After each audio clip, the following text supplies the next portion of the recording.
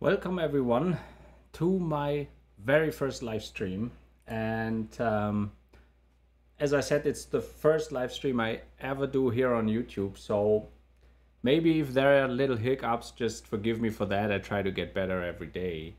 But welcome so much here on my channel, and as you know, my channel is all about installing macOS on old unsupported Macs, and that is why I had the idea just to make a Q&A session. So every one of you who is a subscriber can enter their questions into the chat, and either the community or we can try to answer that questions, discuss anything, and maybe that's a more convenient way than just entering comments in a video and then waiting until there's an answer like a few hours or days later. But for introduction, yes, I made it to the US. Many of you asked, and that was also the reason why the last videos are not that professional as I would like to have them, because all my equipment was on its way from Germany over here to the US. Right now, everything is here and set up. And so hopefully video quality, sound quality, and my new next videos will be with the quality level that I'd like to have them, that you may expect from me. But there is one big reason why I did, or why I'm doing that live stream also, and that is because I'm hitting a magic number. And so when I just switch over here and show you my channel dashboard, hopefully you can see it here in the middle, 9,991 subscribers. So I'm missing 9 subscribers, so that's the day of the 9 to hit a 10K, the 10,000 subscribers to my channel. And that is so awesome, and I'd like to have that special moment, and so I had the idea to maybe do a live stream instead of like a regular video, because that's really a milestone I couldn't even have imagined a year ago or 2 years ago when I started with everything. So thank you all so much for subscribing, for watching my videos, and let's get started with the first topic. But I would like to give you an overview what I'd like to do today. So at first, I got a USB drive here with the latest macOS 14 Sonoma Beta, and I like to install that on my MacPro 2012. And how to set up such a USB drive, I would like to show you while the setup is working, because that takes a while. And then we can go through all the things here on the Legacy Patcher, okay? What is the OpenCore Legacy Patcher? What is OpenCore? What does it not? And how you can find the latest builds, what have changed, like is it already ready for Sonoma? Officially it's not, I can take that away in the beginning, and how to get those nightly builds and install maybe Sonoma on your Mac. Then we can talk about which Macs are ready for Ventura, the actual macOS 13. Are there any problems with macOS 13 in the latest version, and which Macs I recommend installing Ventura, or maybe what are the differences from all the macOS versions. And if you have such old Mac, what macOS works best for your Mac, okay? And the Q&A, we can do that afterwards, and all your questions and answers hopefully in the chat. There is a 10-second rule, so you can only write one message after a 10-second break, just not to get it that spammed, okay? And then we can start with the macOS Sonoma Beta on the MacPro 2012. And for all you guys who'd like to see that, down here is the MacPro 2012, okay? and I removed all the hard disks. There's only one hard disk in here. That is an empty SSD that's just formatted, and I will plug the USB drive here into the front USB port, and all the other stuff we can see here on the screen. And let me just start it up. And there's the first thing that is important. macOS since Ventura already just got rid of some USB drivers. That's the start chime. And due to that USB 1.0 drivers, many keyboards or mouse doesn't work, okay? Because these are very basic input USB devices. And if this doesn't work, I recommend you just get a USB 2.0 hub in between the Mac and the mouse and the keyboard. Due to that hub, the Mac is forced to use its USB 2.0 controller, and that is still supported in the setup, okay? And as you can see here, let me just get this a little bit closer. That is macOS Sonoma Beta, and when you see the version number here, that is OpenCore that started from the USB drive.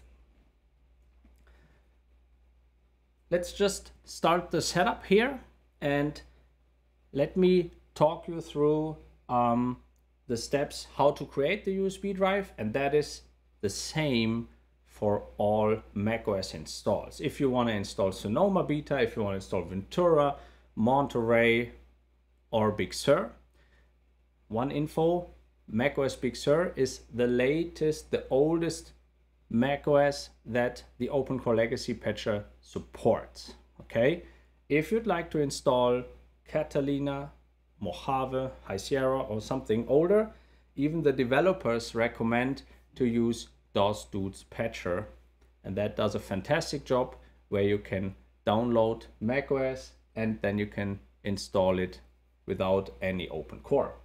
So right now we're here in the language selection, same setup as all other macOSs as well, and then we can just go to install Sonoma Beta, and then this one can work in the background while I can just talk you a little bit through the OpenCore Legacy Patcher and some tweaks and tips and tricks, okay?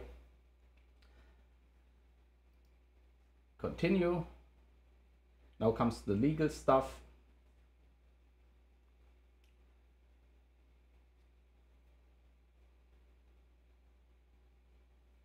Takes a while it's loading from the USB drive.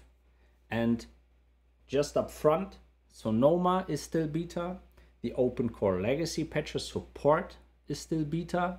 Okay, so don't do that on a Mac you are working with. You need to use, okay? That's more for playing around and to test something.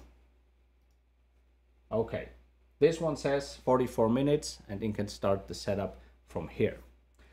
So when we have a look at the OpenCore Legacy Patcher GitHub repository, okay, and I can give you all the links in the chat later on, or maybe you can just start with that patch here, and I can just post this here in the chat.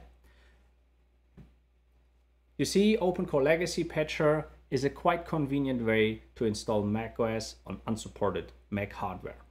Apple just not only has like a file where it checks, okay, is your Mac supported or not, and doesn't install it, they just starting to remove drivers for old Macs they don't support. They start requiring new hardware features that the older Macs doesn't have. And so the OpenCore Legacy Patcher developers have to re-implement those drivers, and those maybe try to get old hardware without hardware features that are required to get like a translator, that the newer macOS versions can work on those old hardware.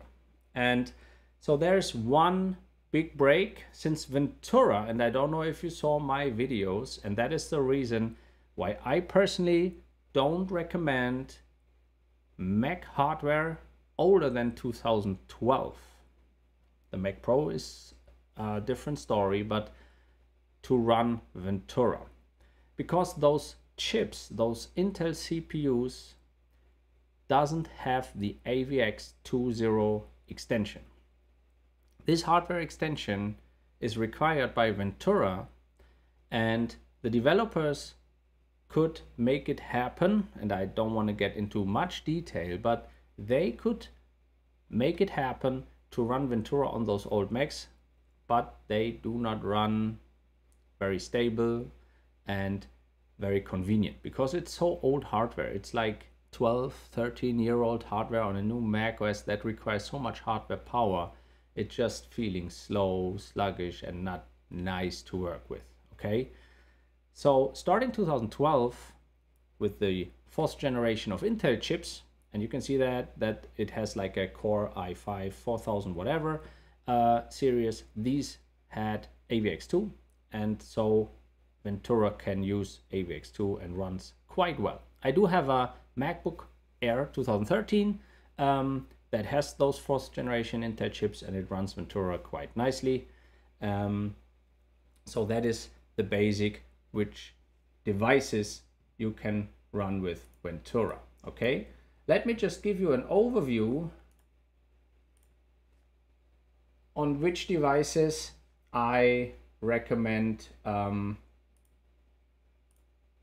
Ventura. So let me just check if you can see that. I have to just get the presenter view off. Okay. So starting with the iMac 2012 and 13, this has an Intel Ivy Bridge CPU. That is the generation that has AVX2. This should run Ventura with OpenCore without any problems. Same goes for the 1314 iMac and the 1415 iMac, and everyone with the newer iMac has officially supported with Ventura. Mac Mini, same. 2012 Mac Mini, that is a Mac Mini 6.1 or 6.2, has the Ivy Bridge CPU. This is able to run Ventura with OpenCore, and 2014 as well. The 2012 MacBook Air also has the Ivy Bridge. That is the MacBook Air 5.1 and 2. Same goes for the 13 and 14 MacBook Air 6, and 15 and 17 MacBook Air 7. That should be able to run Ventura with OpenCore. MacBook Pro, same year, and you see it's always around 2012, 2013 MacBook Pro. That is the version 9.1 and 2 or 10.1 and 2, and 2013, 14, 15 MacBook Pro up to MacBook Pro 12.1. That should run Ventura. And the 13 MacBook Pro 2016 has also been dropped from Ventura. That obviously should handle it very well.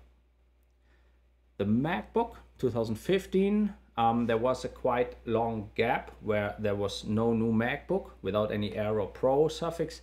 2015 was the first MacBook after that long break, but it's not officially supported with Ventura, so that should run Ventura as well. 2016, and then comes the Mac Pro 2013, the trash can.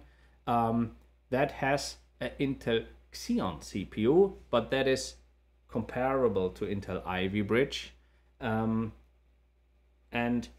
right now, also the MacBook Pro 2012 can run the Ventura, but there are still some hiccups. It's still not stable, and that is something I don't recommend.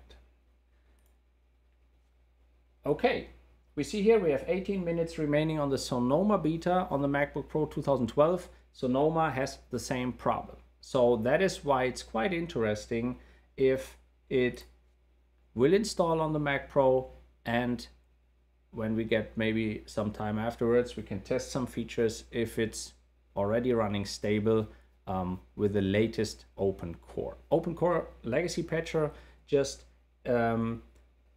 increases more and more in efficiency and in stable, providing a stable platform for the latest macOS.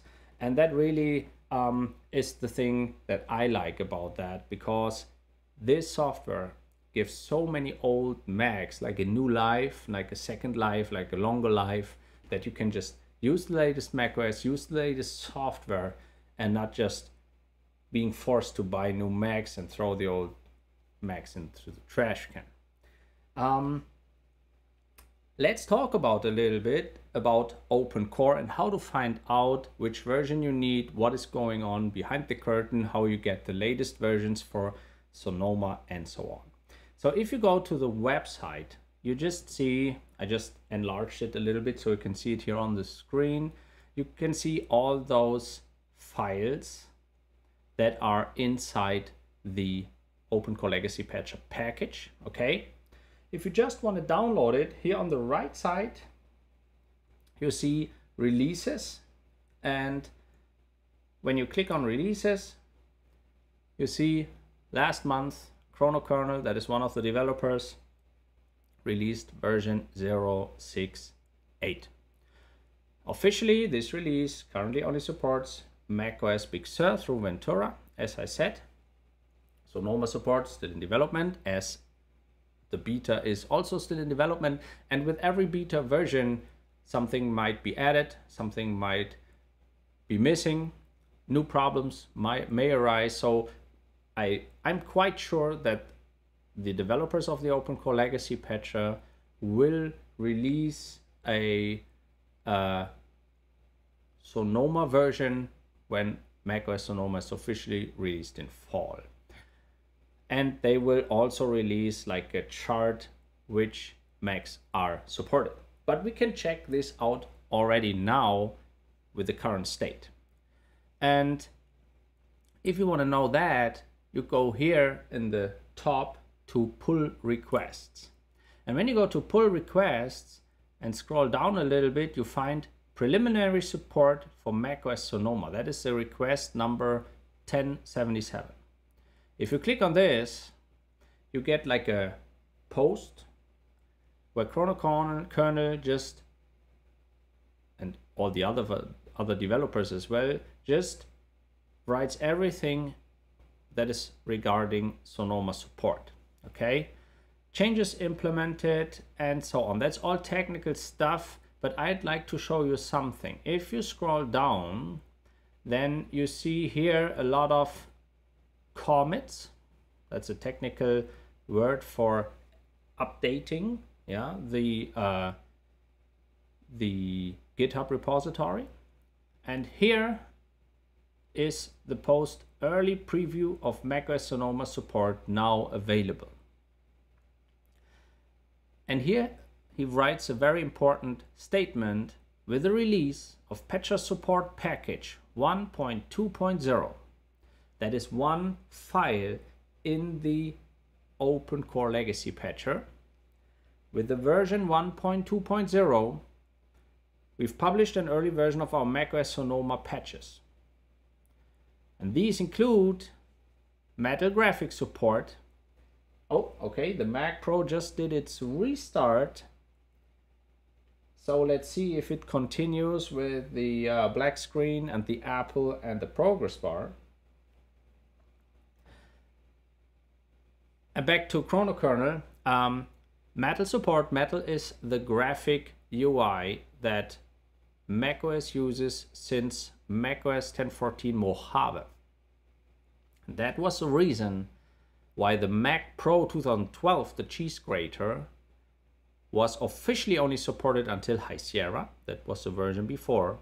And if you swap the graphics card to a Metal capable one, then it was officially supported until Mojave, because this Mojave and then Catalina, Big Sur and so on all required Metal. So here for Sonoma support, obviously the developers have to integrate metal support for old graphic cards because Apple removed those drivers.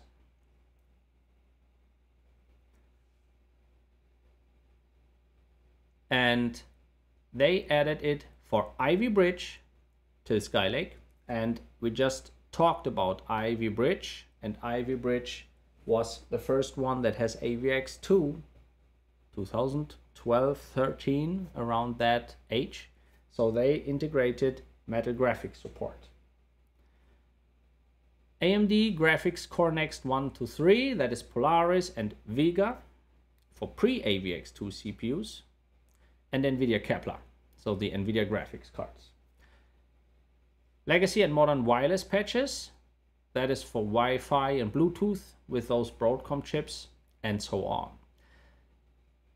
So we have to check what the Mac Pro is doing over there. And that is one thing, if your setup doesn't work, I always recommend, okay, switching off and on again. That's quite easy one, but maybe doing an NVRAM reset. But I would just switch it off right now.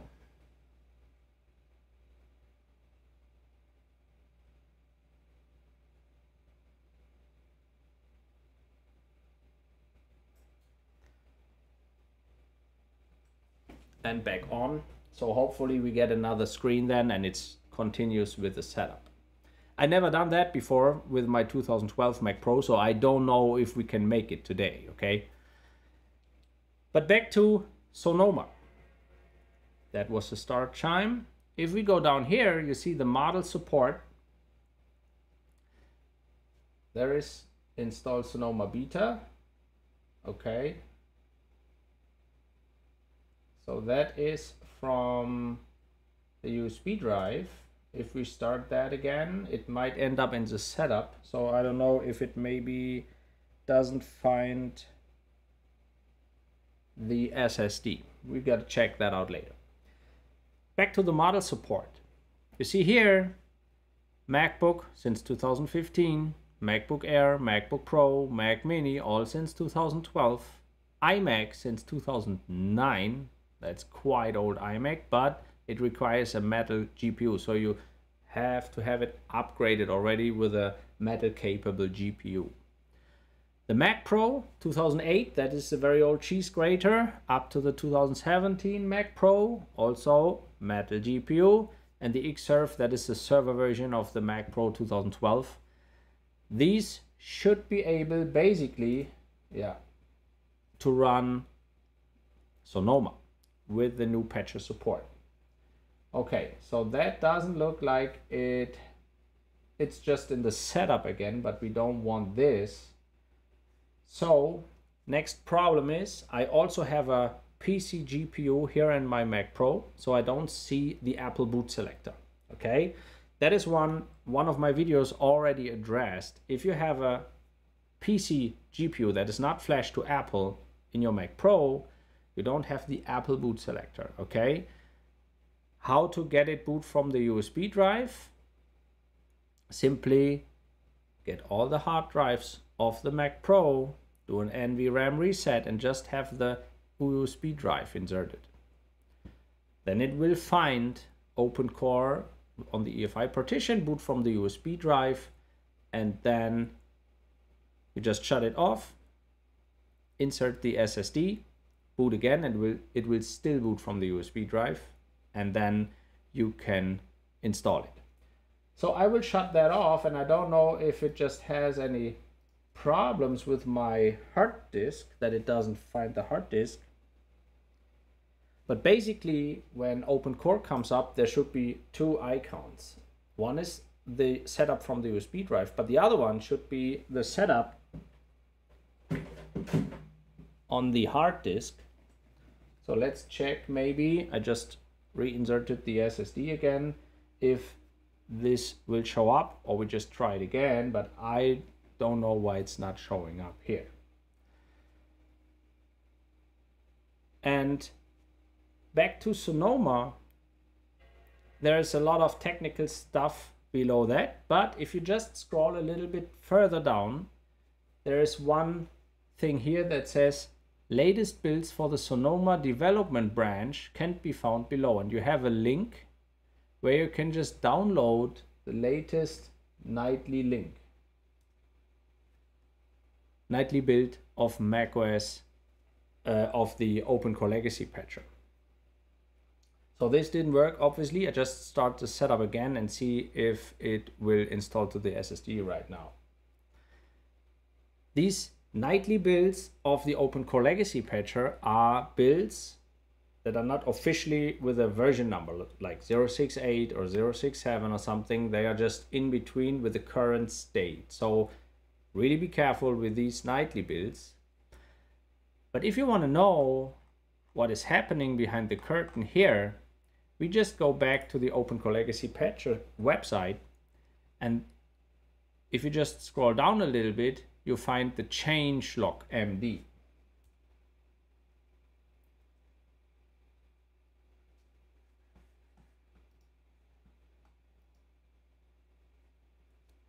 And when you click that, you see here version 0.6.9. That is the one they are right now working on. And you can see what they already achieved with the new version compared to 068. They just resolved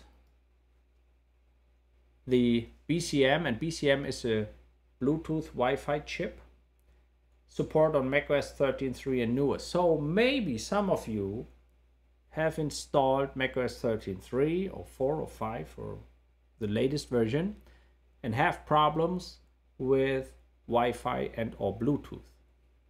You can now Google if your Mac has one of these chipsets, and if it does, then you should be able, with the version 069 when it is released, or with the nightly build where it's already implemented, to fix your issues with Wi-Fi and Bluetooth.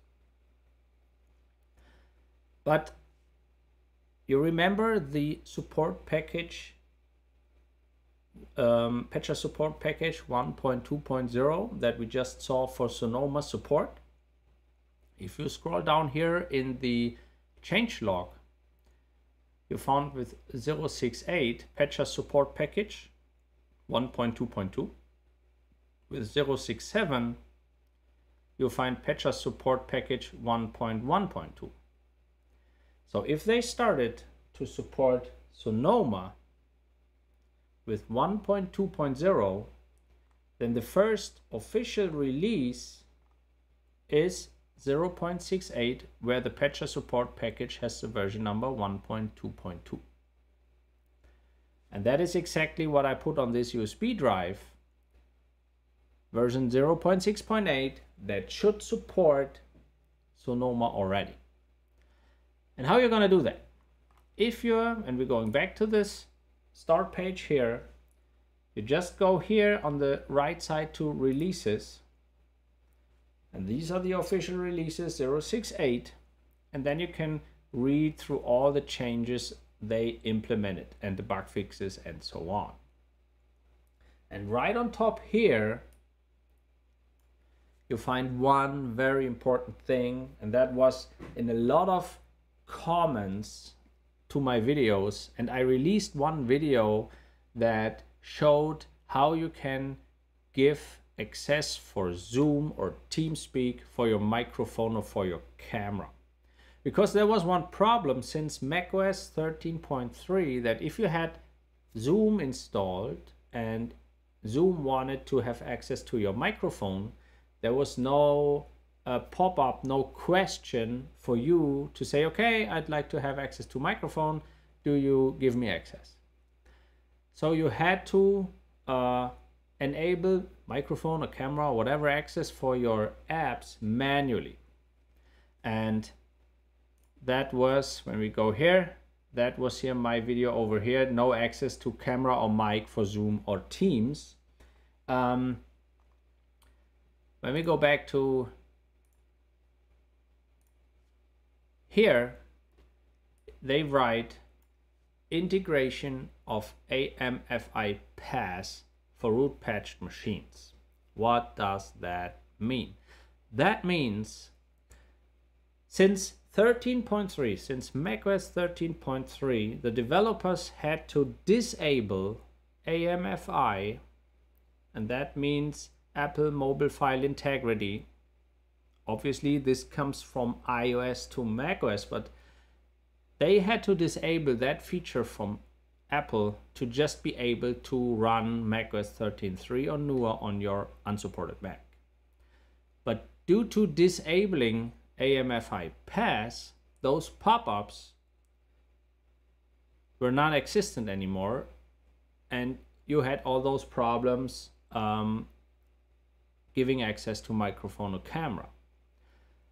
Since that happened, the developers started to develop AmfiPass to just be able to keep AMFI enabled on your Mac, which means that these pop-ups come up and run macOS. So since 0.6.8, AmfiPass is integrated into OpenCore Legacy Patcher, so AMFI should still be enabled on your unsupported Mac, and so Zoom, Skype, Teams, whatever, should just ask with a pop-up if they are allowed to access camera, microphone, and so on. So these problems should be gone with 0.6.8.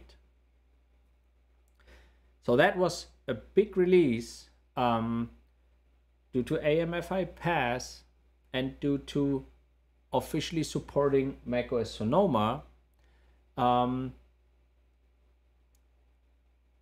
There's one more note here for AmfiPass installations. Users who are either using OpenCore Legacy Patcher 0.6.6 and newer or freshly installing can upgrade without issues, but users who are upgrading from an older version of OpenCore Legacy Patcher will not have AMFI enabled by default until you re-root patch your system. So what does that mean?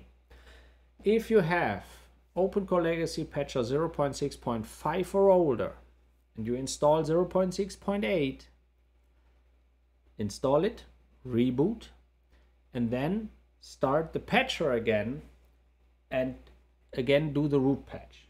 Okay, so let me just start the, that's the wrong one. Let me just start the OpenCore Legacy Patcher. And this is my MacBook Pro from 2019, so it's officially supported. Let me just maybe get this. Can we just zoom it a little bit? With the patcher here, I cannot build and install OpenCore because it's an officially supported model. If I go to settings and I say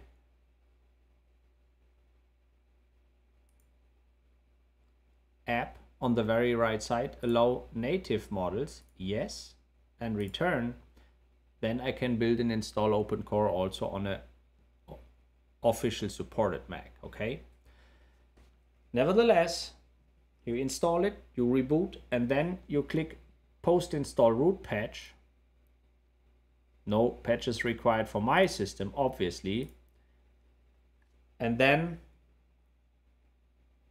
with this root patch, as a writing here, Dortania signature allowing for binary validation, that's all technical stuff, but then OpenCore Legacy Patcher will notify you to rebuild OpenCore with AMFI enabled, and then your Mac should have no problem anymore with accessing microphone or camera. One more thing, and that is something I really would like you to read and to do, supporting the OpenCore Legacy Patcher. I'm no developer of OpenCore Legacy Patcher. I don't get any money from them. I just make the videos to that software, but I'm no developer of them, okay? So you can donate to the developers that they can get old hardware, they can buy old hardware to test it, and if you click that, then on the Open Collective, you can just give them any money or just give them a regular amount of money every month to support them doing their job. Okay, that is really one thing that is really worth it. Just supporting the software that your Mac can use the newer versions of macOS for the next years.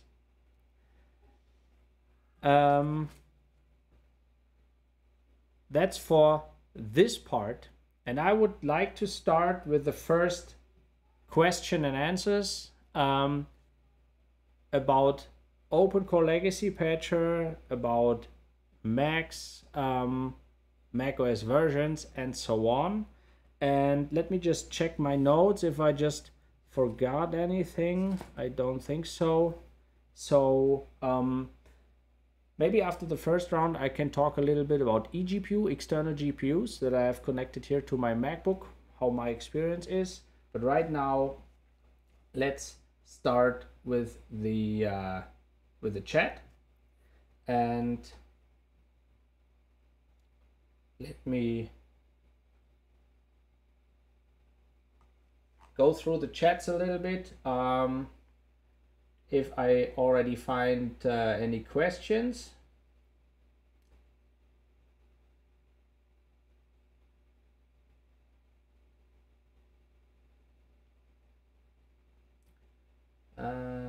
Okay, thank you so much.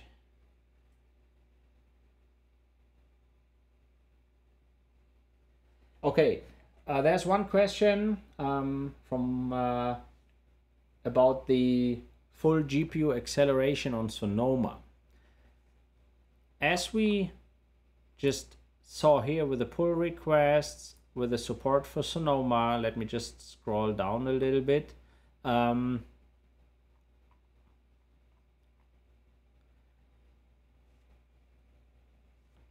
When they mention Intel Ivy Bridge to Skylake and AMD Graphics Core Next 1 to 3 and NVIDIA Kepler, that is that they have metal graphics support. And when they talk about Intel Ivy Bridge to Skylake, they're talking about Intel HD graphics, 4000, 5000 and so on, the integrated graphic unit in the CPU. When they have metal graphic support, that is the basic need for macOS, because otherwise, maybe you have noticed when you have installed a newer macOS on your old Mac and you didn't do the root patch, the mouse is very slow. If you click on any icon, it just pops up like in slow motion. Metal graphic support is the very basic that the macOS runs smooth, okay? Don't mix that up with graphic acceleration, for instance, H264, what you need, for instance, for YouTube videos, for Apple TV Plus, and something like that. If that particular GPU you are using has graphic acceleration for these codecs like H264, that depends on the one side on the drivers they can re-implement, and on the chip itself, okay? What are the hardware features and so on.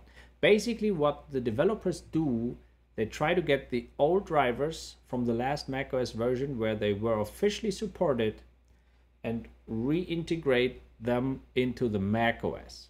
That is the reason for the root patch. Because there are two ways of manipulating macOS. One is OpenCore Legacy Patcher that just acts as a bootloader and enables the boot. But it doesn't change anything on the macOS side. It's just a loader that gets into the memory of the Mac and just enables booting so that you don't get the no access sign. The post-install root patch really changes your macOS. It changes the core of macOS and integrates drivers for Wi-Fi, Bluetooth, graphics. That is the most common drivers that are integrated into the macOS core. And that is one reason why this is a little bit tricky to roll back. If you have a problem and you want to revert the root patch, that might break your macOS install. Okay, so I give you one example. For my Mac Pro, and it's still working, but I don't see any progress bar. But that might be due to my PC graphics card. I just let it sit here. Maybe we'll get a screen after a few minutes. First rule, patience with these old Macs and installs. Just let it sit here. I give you an example. If you install Monterey or Ventura on a Mac Pro 2012 and with your old Mac graphic card in it, because you want to have a boot selector, you need the Mac card for the boot selector. Then you install the root patch. Then the patcher will see, okay, there's an old graphic card. I have to install those drivers for the old graphic card into the core. Installs it, reboots, everything is working. When you now swap the old graphic card against, for instance, in my Mac Pro, there's an RX 580, and reboot, it won't work. You get a kernel panic or you have problems because there are the wrong drivers installed in the core of macOS. How to fix that?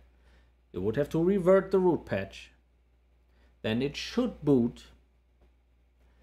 And then you install the root patch again. And now the OpenCore Legacy Patcher just sees, okay, I have an AMD RX 580 graphics card installed and installs the correct drivers for this graphic card. You reboot and everything is working.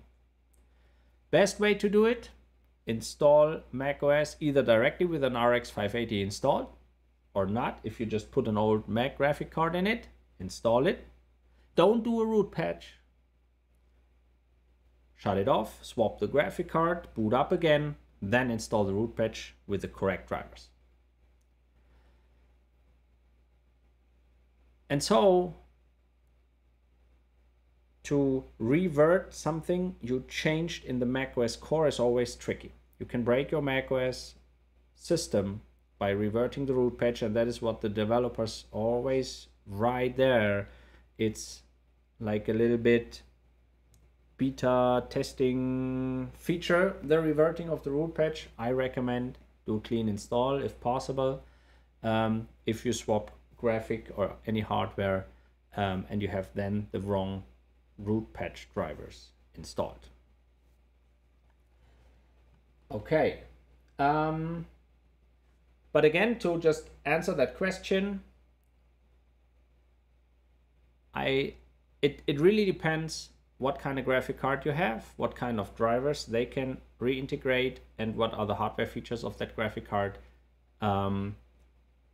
If you will have full graphic acceleration for codecs like H264. Okay. Yeah, one just writes here, he has two Mac Pros 2012. Both run very good on Ventura 13.5. Yes, there are some minor bugs, again, depending if you're on your hardware, if what kind of graphic card you have, if you have upgraded Wi-Fi, Bluetooth, and what are you using. For instance, I have a lot of comments from like old MacBook users. They have Ventura on the MacBook and they try to use, but they have like a 2011 MacBook, 2012, with graphics card that are not Metal capable and a CPU that is not AVX2. And these have, and the users try to use GarageBand. But GarageBand really needs features, hardware features, Metal hardware features, and it always crashes. So even though you have kind of fluid macOS running with graphic drivers, there are some hardware features missing that the developers couldn't translate in the drivers, that you cannot use the latest version of, for instance, GarageBand, even though you have a new macOS. Okay, then the hardware is really way too old for that. And you cannot exchange it in a MacBook. That's the downside of that. Okay. One here is listening to the stream on a freshly set up 2009 Mac Pro. Very nice. And as I see like some guys here starting discussion, I have one more thing, as they always say at Apple. I set up a Discord server, Jess is flying, and I think that might be an opportunity to have some discussions in the community way better than just writing comments in the videos, waiting for answers from me or from anyone else. And let me just post that link. Let me just post that link to the chat.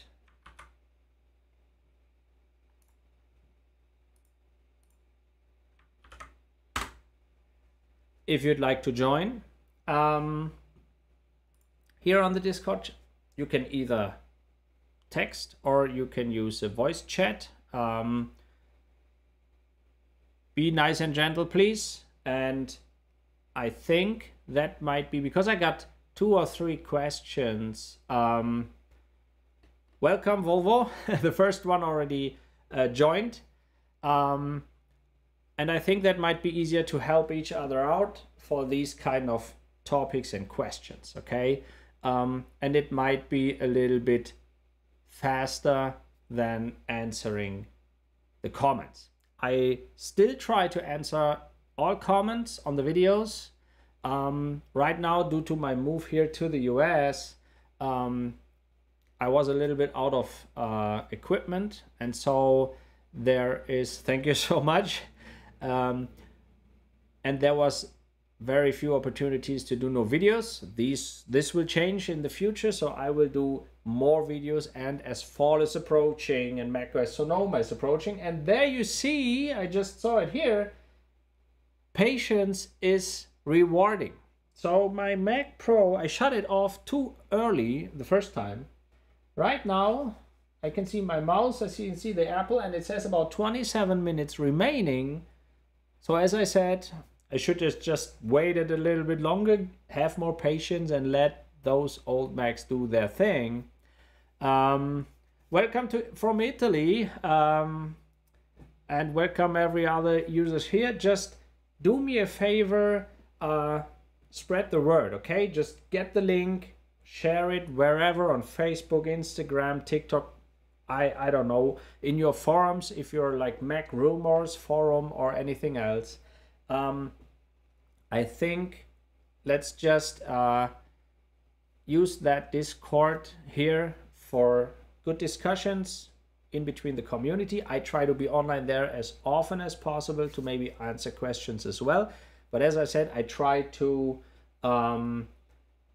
answer all the comments on the videos as well. And there will be more videos in the near future, okay, about testing my Mac Pro with Sonoma, Mac Pro 2012 with the beta. I have a MacBook Pro from 2012, a MacBook Air from 2013. I will try Sonoma as well, and getting ready for fall when Apple will release the official version. I also, behind my screen here, there's also my Mac Pro 2013. I will try macOS Sonoma there as well and give you feedback, okay? Is it safe to install it already? Are there big hiccups or not? So I'd like to give you all feedback what you can do with your old Macs. Let me just go through the rest of the chat here. Yeah, one user here, for work I use Monterey, is more stable, and that is always my opinion up to now. For my Mac Pro 2012 and 2013, which is officially supported by macOS Monterey, even though the Mac Pro 2012 is only up to Mojave, macOS 12 Monterey is rock solid working on the Mac Pro, no problems at all. Latest version 12.6.8 with the latest OpenCore Legacy Patcher, no problems there. As some other guys are asking about, I have a Mac this and this old, can I install this and this Mac? HP ProWork, okay. So yeah, Benjamin just asked here, HP ProBook, so that would mean it's an Hackintosh, okay? And Hackintosh is quite more challenging to install macOS, and the OpenCore Legacy Patcher is not usable for Hackintoshes, okay? So because Apple with its lineup exactly knows what hardware they used, and the OpenCore Legacy Patcher developers also exactly know what hardware is used in which Mac, and they can just check, okay, new macOS version, these Macs are not supported officially anymore, so they can just start digging, finding out which hardware was in those old Macs that are in no new Mac anymore, and they can check, okay, are the drivers removed or not, or is it just like a check, it's this and this Mac, we don't support that anymore. And then they can start to reintegrate the drivers. But with an Hackintosh, like, even though maybe your ProBook is quite similar to a MacBook that age, there might be a slightly different Wi-Fi module, Bluetooth module, graphic card, whatever, or chipset for the CPU, and then you have to go through all the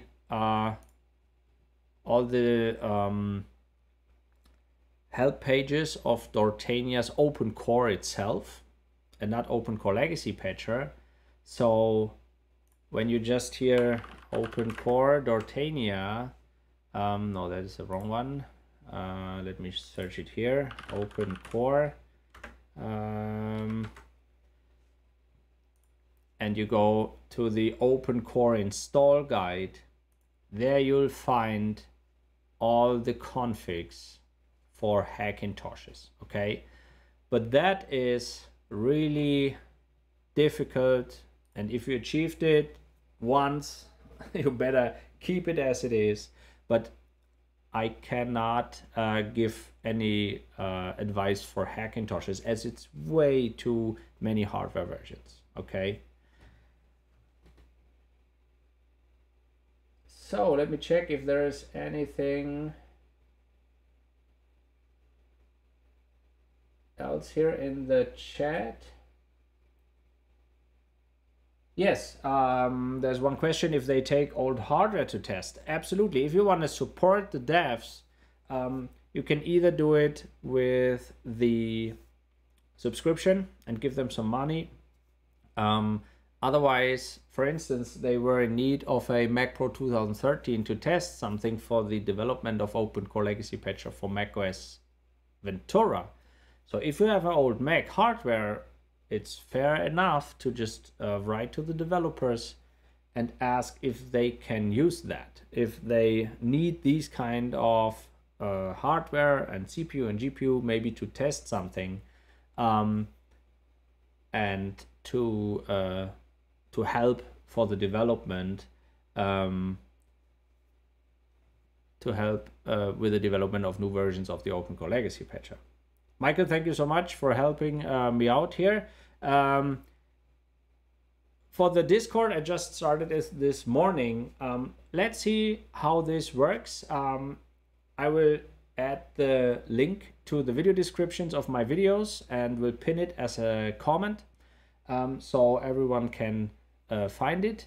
If you want to do me a favor, go to the forums and Facebook pages and Facebook communities and whatever, where you have other fellow Mac users with old Macs, and just spread the word, spread the link, and tell them, here you can just join Discord and we can discuss about everything, okay? Let me check into the chat again.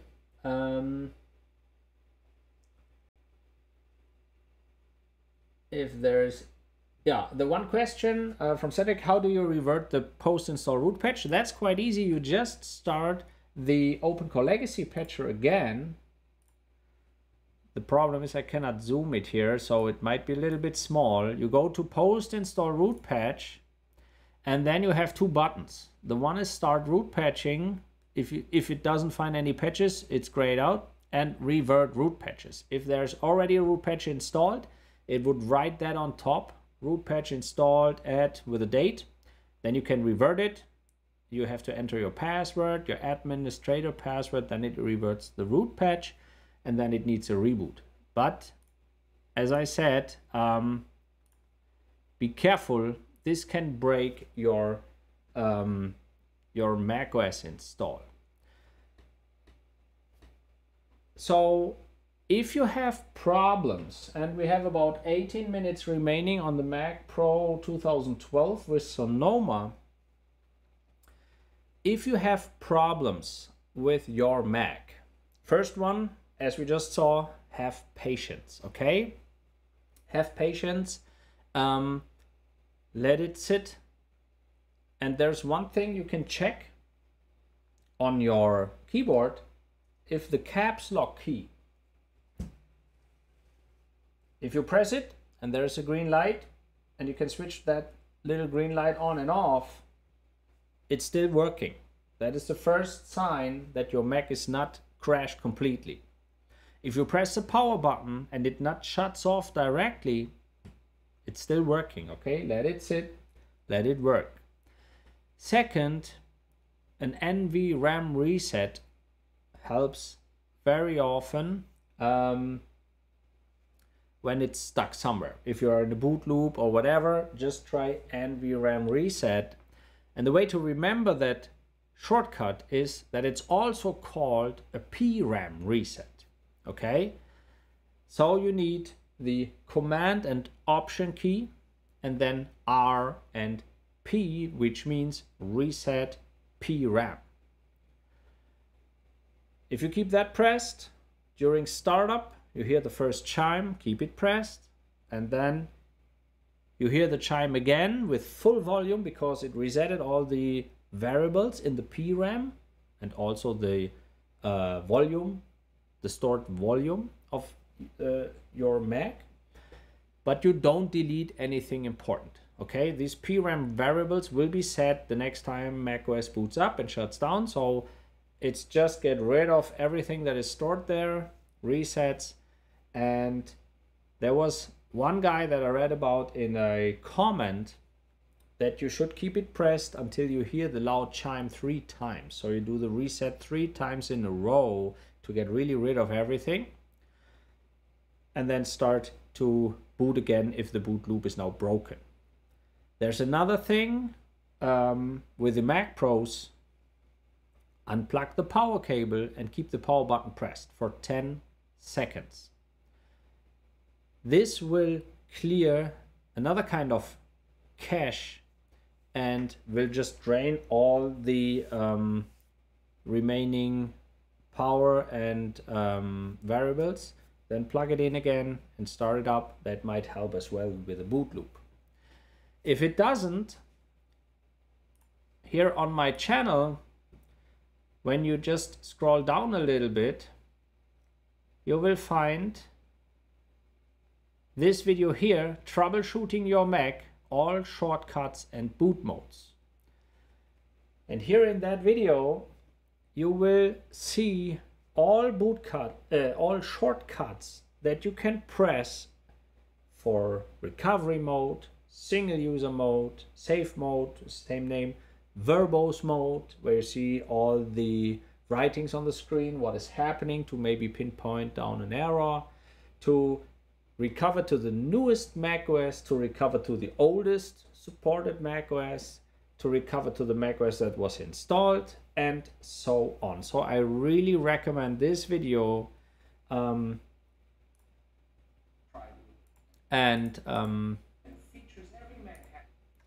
this video to see all the different boot modes. If you go into the description, here are the chapters.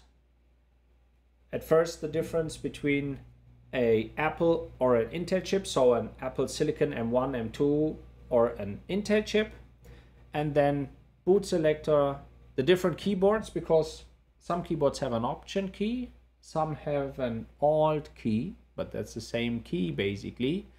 Standard boot options, safe mode, verbose, diagnostics, and so on. So target disk mode if you need that, how to force quit applications, everything in that video if you need troubleshooting, okay? Let me just check if there is anything.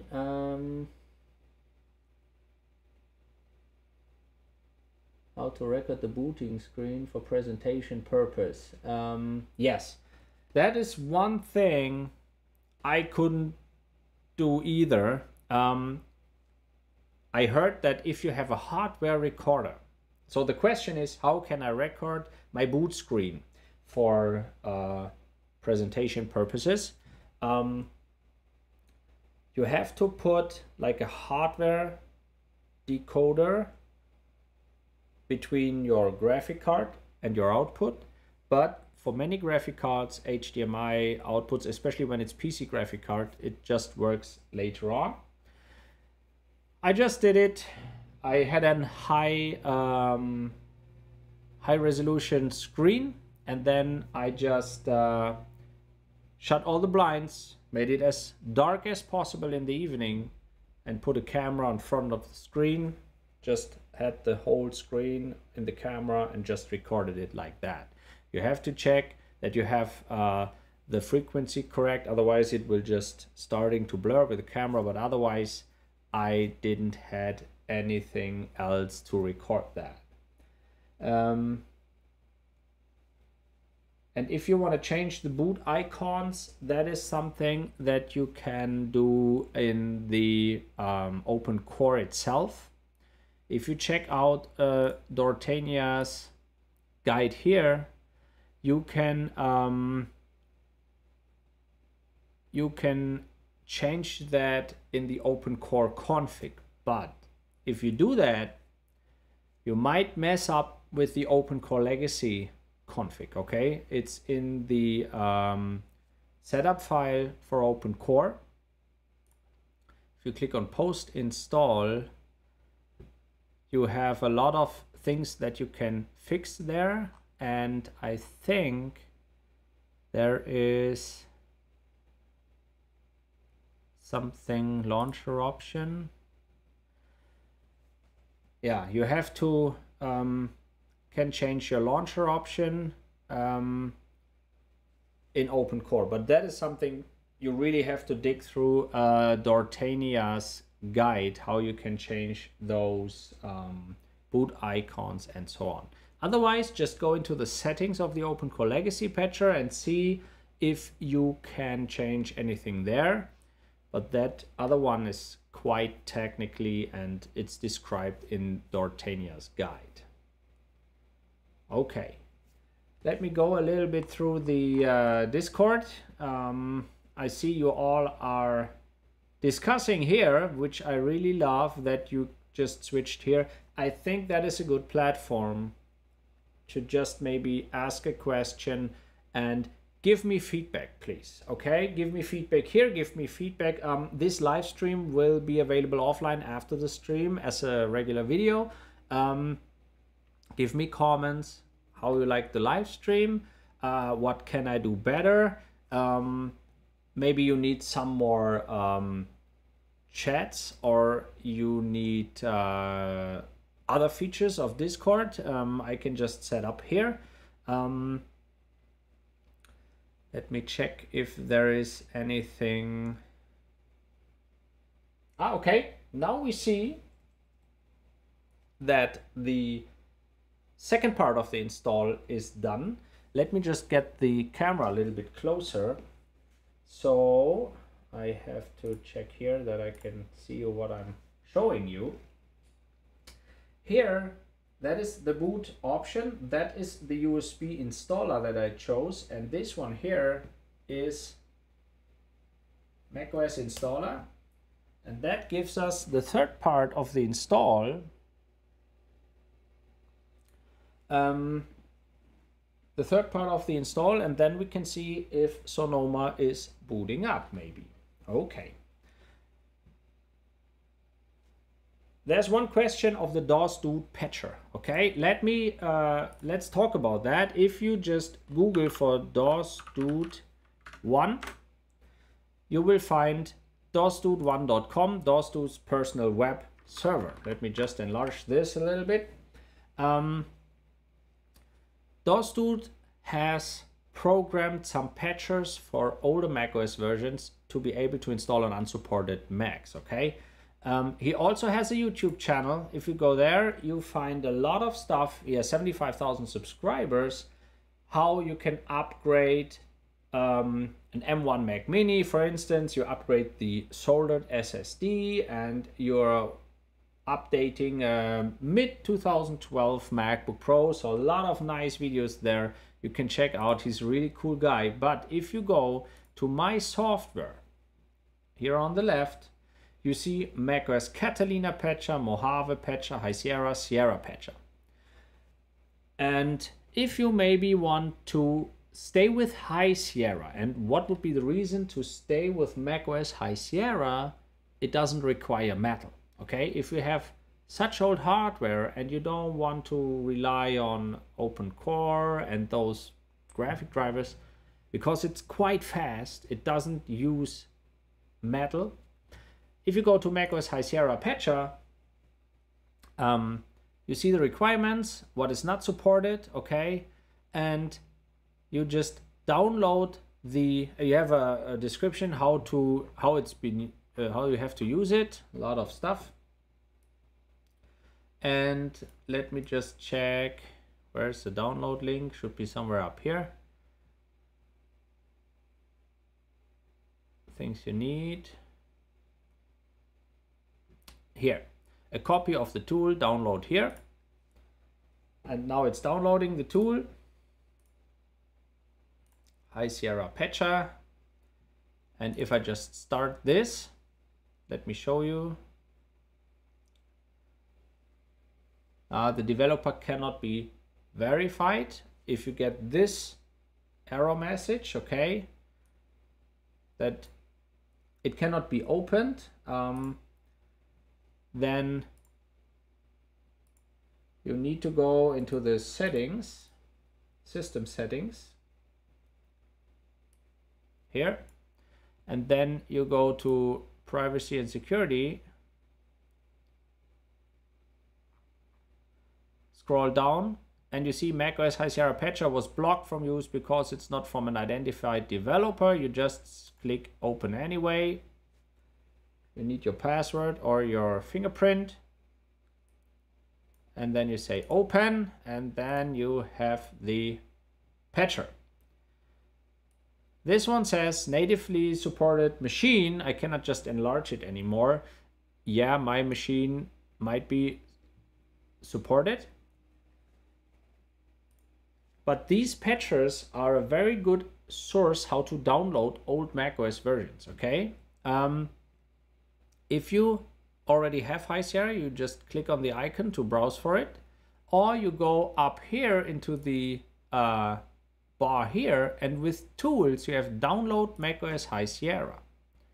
And if you click yes, it starts downloading High Sierra. So if you don't know how to get it, that's the way how you can download the latest version of High Sierra. If you download Catalina Patcher, obviously you can download the latest Catalina version. And then you just patch it. It creates a USB drive, and with the USB drive, you can just install a patched version of High Sierra, for instance. No, you cannot use OpenCore to install High Sierra. And that is one thing. For instance, you see that it was one of the questions when you go to OpenCore Legacy Patcher for the very beginning.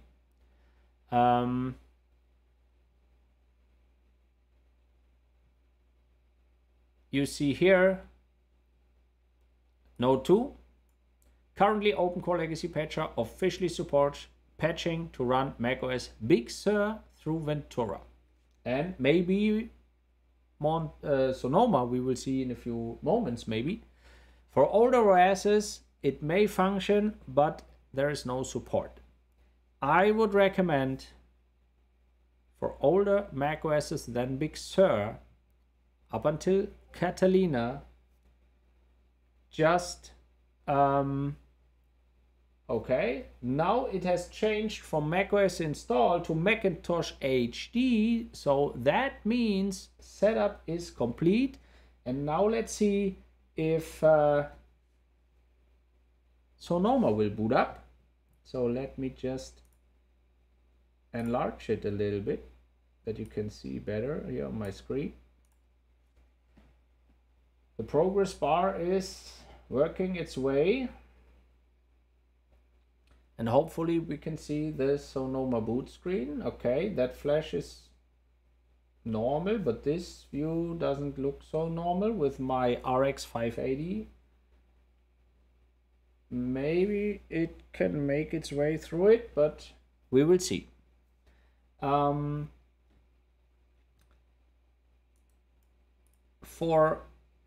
Okay. 4%, 5, 6. So the progress bar is making progress, which is quite nice. Let's see if we can make it. Now it's 20% completed. That's what the little text says here. But back to OpenCore Legacy Patcher. With the macOS versions older than Big Sur, I really recommend DOS Tools Patcher. That works flawlessly. You can download the old version. It creates a patched version USB drive that you can install, and you can just install it. And that works very nice out of the box. Okay. Let me just go through the messages here. Can I install root patches for other model ID? Okay. Okay, the question was, can I install root patches for other model IDs? What you can do is, okay, I think the Mac just restarted again. Let me just switch over to the regular, there's a start chime, so maybe that was the last restart. Oh, now we have it other way around. That is another one that changed. And it's starting Sonoma. So what you can do when you open up the OpenCore Legacy Patcher, obviously this one, okay, that looks promising.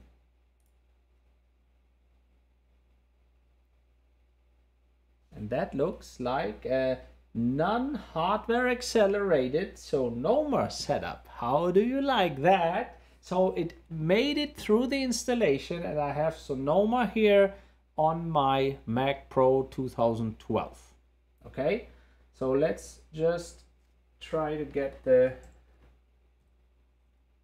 macOS contains a built-in screen reader called okay, now it starts the screen reader, but I don't need that. We just continue. English, okay, that's fine. We don't need the accessibility. And here you see how do you connect to the internet, and the Wi-Fi network option is grayed out.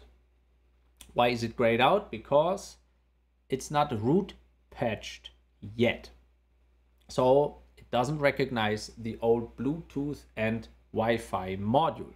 That's the same with Ventura, and that is the reason why I need a USB wired mouse and keyboard, because the other keyboard and mouse is Bluetooth. And as the setup doesn't recognize the Bluetooth module yet, this one would not work. Okay, so USB wired mouse and keyboard, and I just say here my computer does not connect to the internet. Continue. We don't need that, and I won't log in with my Apple ID yet for this version. Continue. Migration assistant, not now. Terms and conditions, that's the legal stuff. Okay. Full name, MacPro 2012. And we don't need any fancy password for that. So let's sit here and create the account. Okay. We were with the model ID. Okay, when you are here in the OpenCore Legacy Patcher, and I'm on my MacBook Pro from 2019, it says on top model MacBook Pro 16.4. That is my MacBook. It automatically detects the Mac model. But if you maybe want to create a boot stick, a USB boot stick for another Mac, like I did on my MacBook here, I created the boot drive for the Mac Pro 2012. You have to change the model ID. You go to settings and then you say target model at the very top. Oh, I just have to show you my screen, otherwise you won't see it. Okay, sorry. So you go in the OpenCore Legacy Patcher. Here on top it says model MacBook Pro 16.4, and you want to switch that. You just go to settings, and here on top it says target model host model, and then you just can select a different model that is supported. And I obviously chose the MacPro 5.1. That is the Mac Pro 2012. We don't need location services here. Let me just continue. Analytics, set up later. We don't need that. And we say dark mode. I like the dark mode. Continue. And then you can just select a different model. But if you now say post install root patch,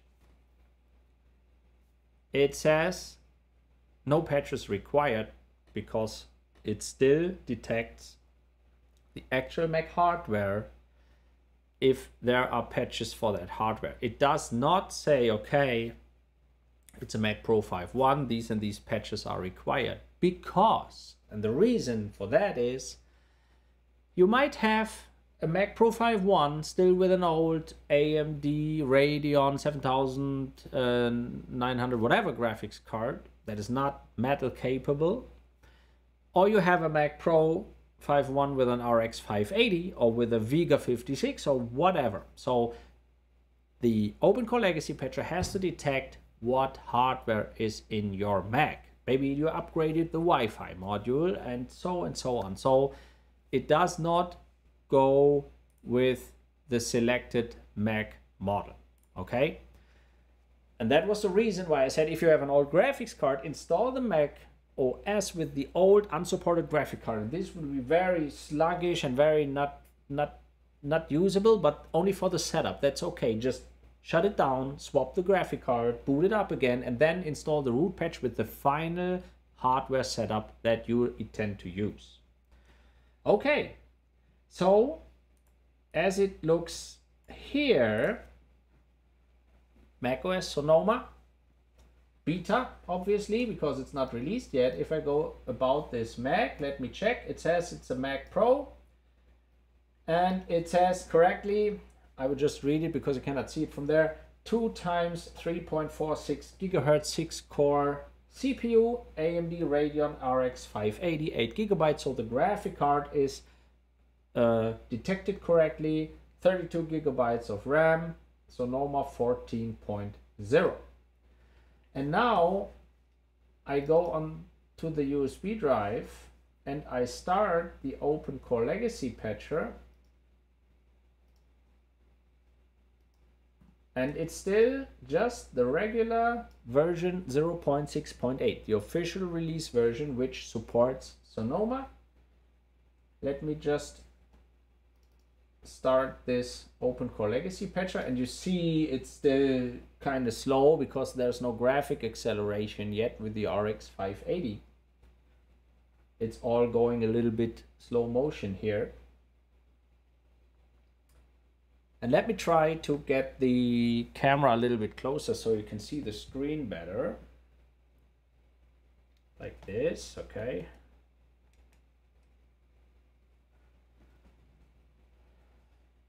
And it's still trying to start the OpenCore Legacy Patcher.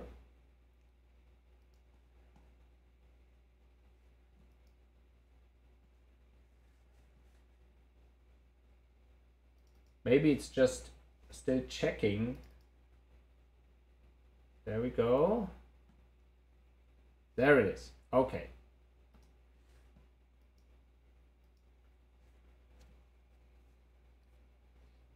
And now, come on.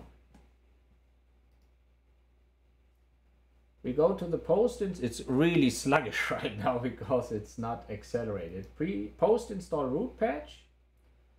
And then these are the basic patches that you need. Let me just get over here a little bit so you can see it better. There's some reflections on the screen. Available patches for your system. AMD Legacy Polaris, that is the RX 580. Legacy USB 1.1, that is the one. And cannot patch due to the following reasons: unsupported OS host. So this one is not working with the official macOS, with the official OpenCore Legacy Patcher. Okay, so what do we have to do now? As we see, the install works, but the post-install root patch doesn't. Let me just say it like this. And I have another version, and that is the nightly build that I showed you. Okay. Let me just transition here.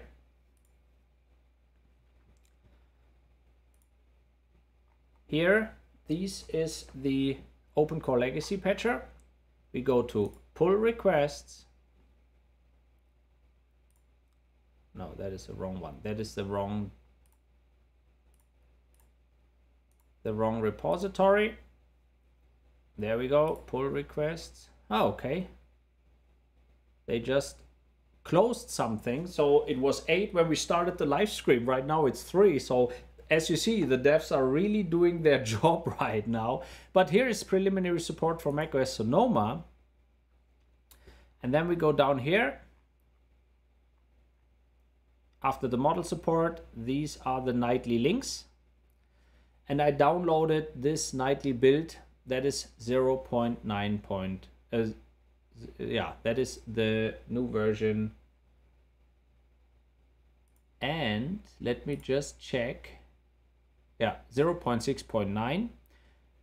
I thought because the pull requests are closed that we maybe get a new version right now that will be live on stream, but we still have 0.6.8. So I got this nightly build, and I will just open up the USB drive, and I have 0.6.9 as well. Let me just start the nightly build. If we can install the post-install root patch with the 0.6.9, okay? And let me just enlarge the screen again a little bit. And I just get the camera here so you can watch it a little better. This is 0.6.9, the nightly build download, post-install root patch. And you see in the nightly build, this one says graphics, AMD Legacy Polaris, that was the same with 0.6.8. Miscellaneous, Legacy USB 1.1. And networking, modern wireless. That is one more patch. And here the button start root patching is activated. Relaunch as root. Yes, they have to relaunch the patcher as root. You need your password for that. You can close this, by the way.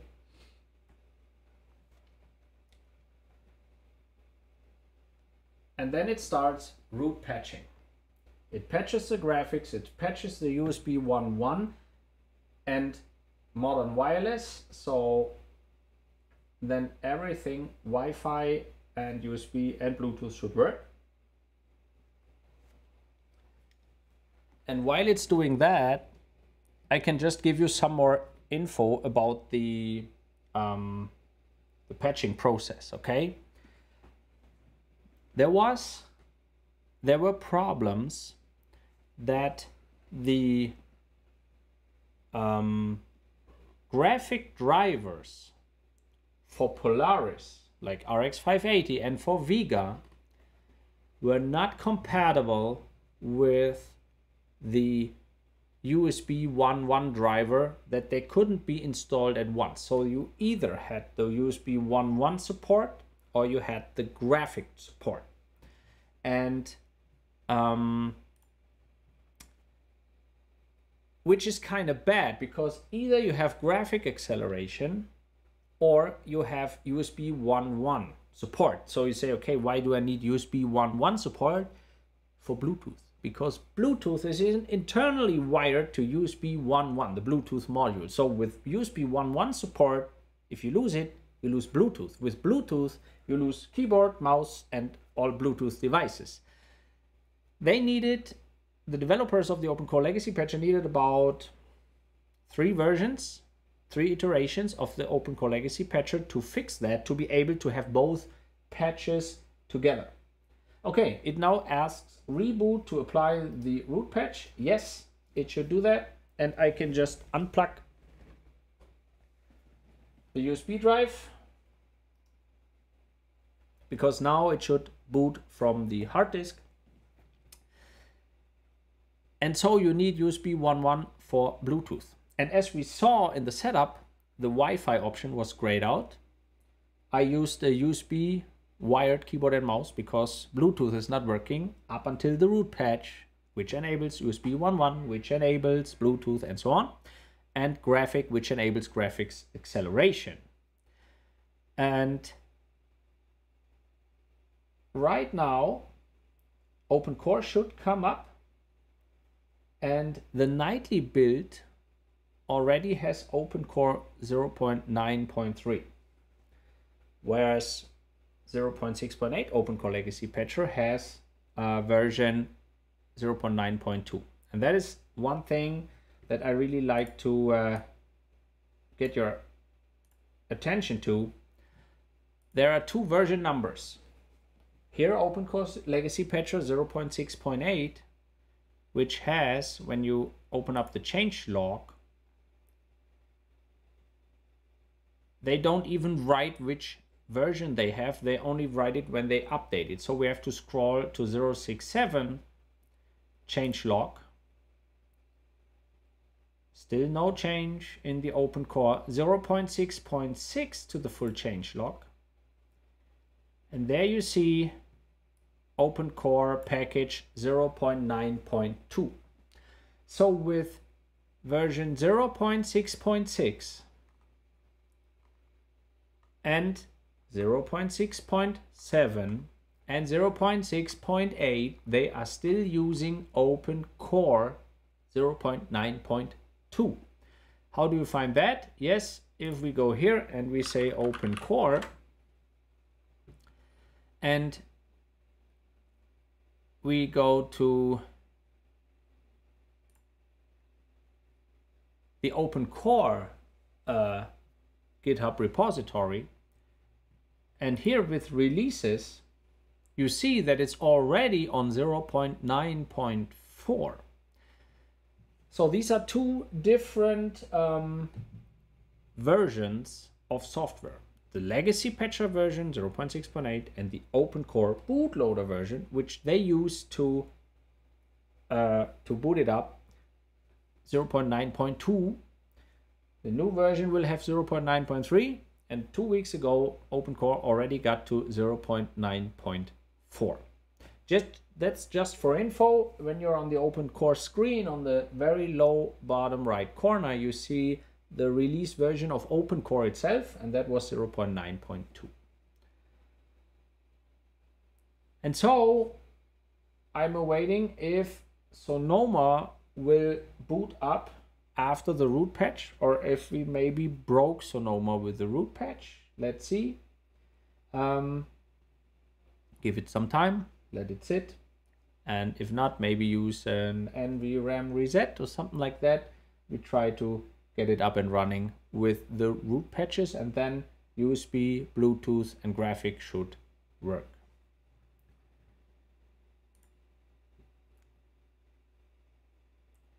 So let me just check the, and for everyone who just joined maybe a little bit later, here in the chat at YouTube, I posted the, let me just post it again, the Discord link. I just set up a Discord server for discussions and for helping each other out, and I think that is a more convenient way to help each other and to ask questions and to get answers than writing comments into the videos, waiting hours or days until there's a reply.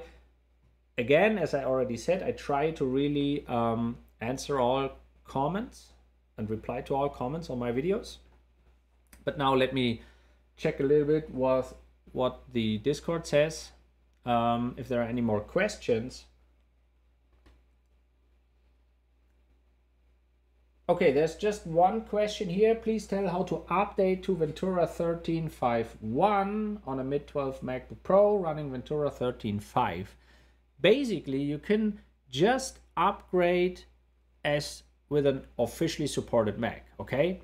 The only thing is that you always have to download, or macOS always has to download the full 12 whatever gigabytes instead of like incremental updates, because the way this is designed and the features they had to disable to enable Ventura running, or these incremental updates doesn't work anymore. So just do an update or go into the Legacy Patcher here and say create macOS installer and say download macOS installer, and it pulls the installer catalog, and you can select 13.5.1, or you click show all available installers. Then you have a big list of installers. But as you see here, the very first one is 11.5.2, so Big Sur. OpenCore is meant for Big Sur till maybe Sonoma. Right now it looks like if the Mac is not booting anymore. So let me just switch it off.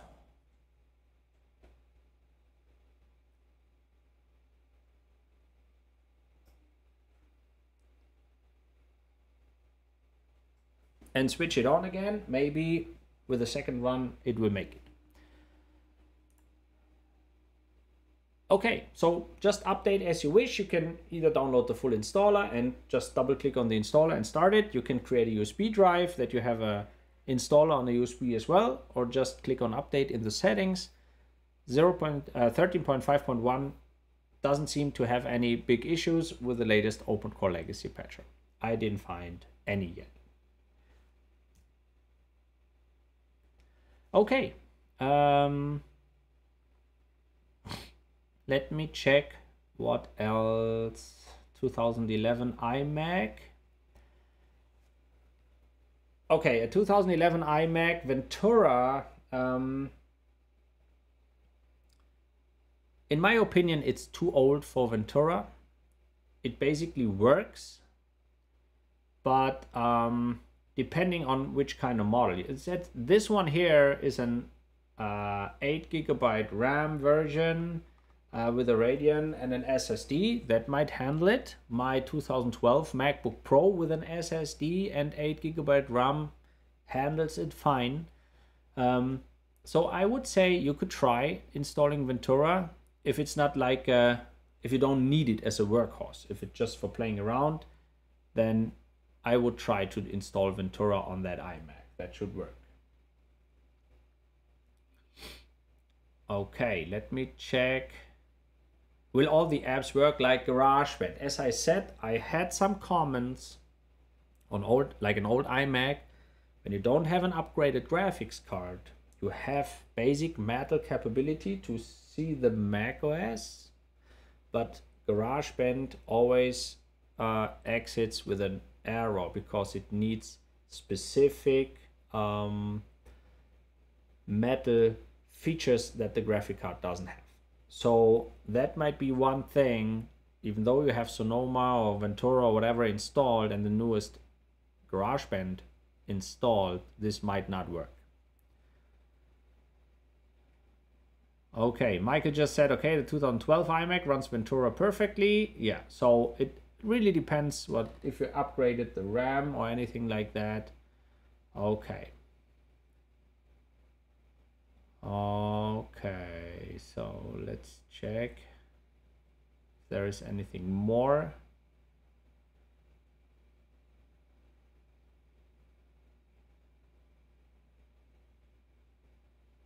Okay, Tony Mac, yeah, the Broadcom Wi-Fi guide. Oh, nice.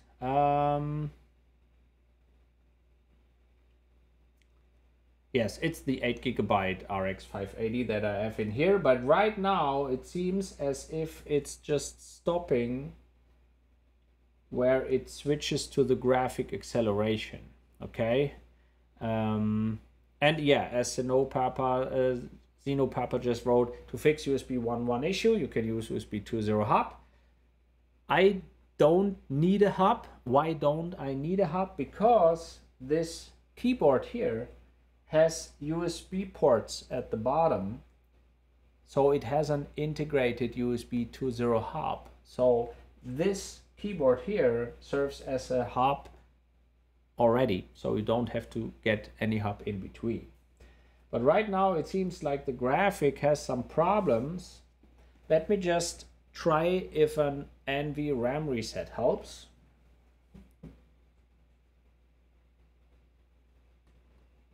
Let me switch it off again.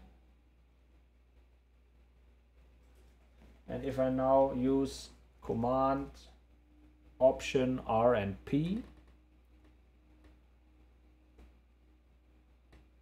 there should be the first chime, and then there should be another louder chime. That was the first one.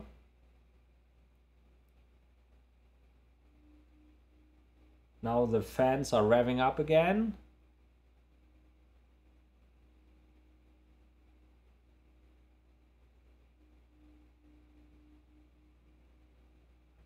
Oh yeah, just Will wrote something. Basically, I did not install the bootloader on the SSD. That is correct. But the newer installs of the OpenCore Legacy Patcher does that already. But we can check if I can see the OpenCore Legacy Patcher here. But what I did notice is that I booted it up with 0.6.8, and now I installed the root patch of the 0.6.9. So maybe there is a misconfiguration between the root patch and the loader of the nightly build. But yeah, that would be an idea that I will install the newer OpenCore from 0.6.9 on the SSD and boot from there. Let me just check. Otherwise, if there wouldn't be any OpenCore Legacy Patcher on the SSD, I would just get the no entry sign. But yeah, let's check if we can make it.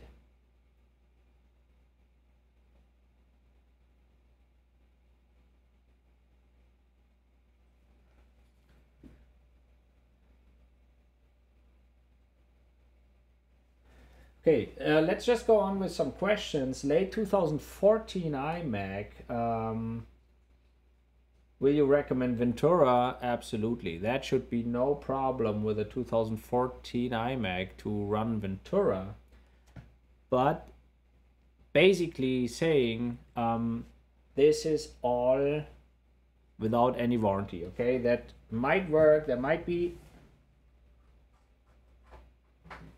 any problems that we cannot see right now. So let's check if that will. Okay, so any more things here? Sonoma got installed. Okay, is this okay? So now we're in Sonoma, and you see this is release 090 from March 2023. So this is still a very old OpenCore version. So I will just do something, and I will just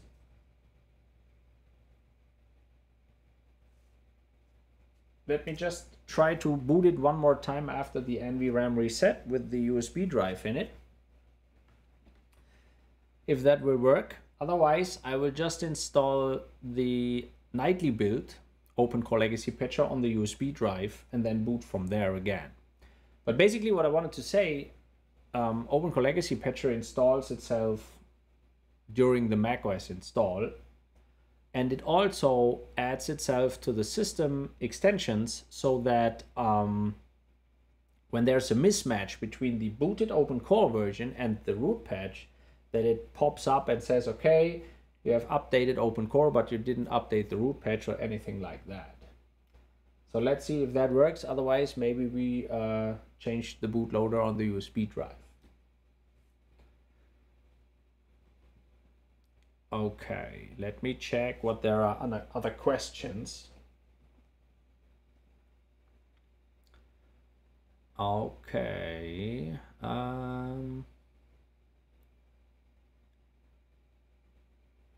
Okay, one question. Once you have installed a newer OS, say Monterey, on unsupported hardware, will it update to Ventura like it would on a supported Mac? I'm guessing no. Yes, it does. So as long as you have the latest OpenCore Legacy Patcher version installed, you can just update, and it will just show, when you have Monterey, it will show that there's Ventura for your Mac, and you can just update it like that. But be sure to have the latest OpenCore Legacy Patcher version installed and booting, and after the setup you would need the to install the root patch again, because every update of macOS breaks the root patch. Okay. I think the legacy Bluetooth card is breaking the boot. Yes, that might. I updated my Wi-Fi Bluetooth card with that Mac. I think right now it might be the difference between the root patch of the nightly build and I forgot to install the OpenCore onto the SSD with the latest version. So I will just shut this off.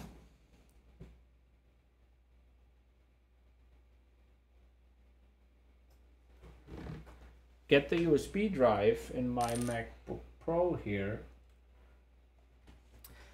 And then this is the wrong legacy patcher. I would need the version, the nightly build version. Here it is, nightly build version. And then I go to settings and use the MacPro 5.1, return, and say build and install OpenCore, install to disk, and I choose the twist line USB drive, EFI partition,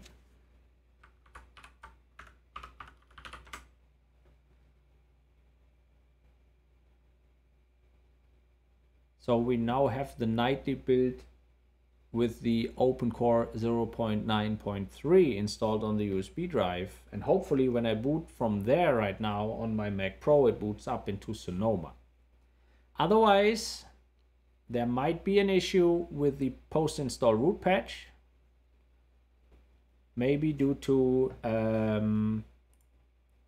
very brand new Sonoma Beta version where they changed anything that the devs still not had time to react to. But anyway, it's all playing around, okay? So let me just eject the USB drive.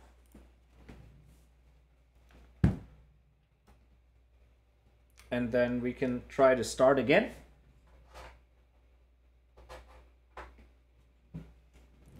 And now let's check if in the lower right corner it says OpenCore 0.9.3. Then we are on the correct page.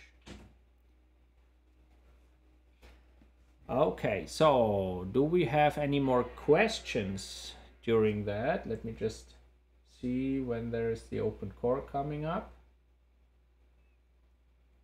Okay, this one says 090, so that is the one that is installed on the SSD. So we do the restart, and I just removed the SSD where Sonoma is installed and just have the USB drive inserted.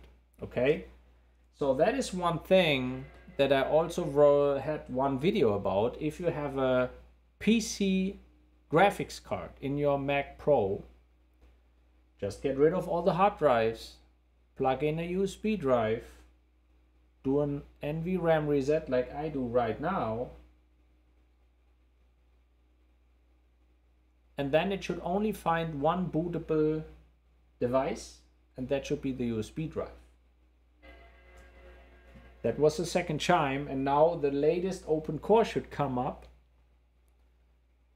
and then if you shut down, it remembers the last boot option, USB drive. If I now enter or now insert the SSD, it should still boot from the USB drive. But I need to have it booted, the latest nightly build version, to boot up the Sonoma. Okay. Let me just do some more questions. You see that is 0.9.3 and the install. If I now shut it down, insert the SSD again and switch it on again, that is all due to having a PC graphics card without any boot selector. I cannot select the boot option because I don't see it on the PC graphics card, okay? So right now let's check if it boots up into the USB.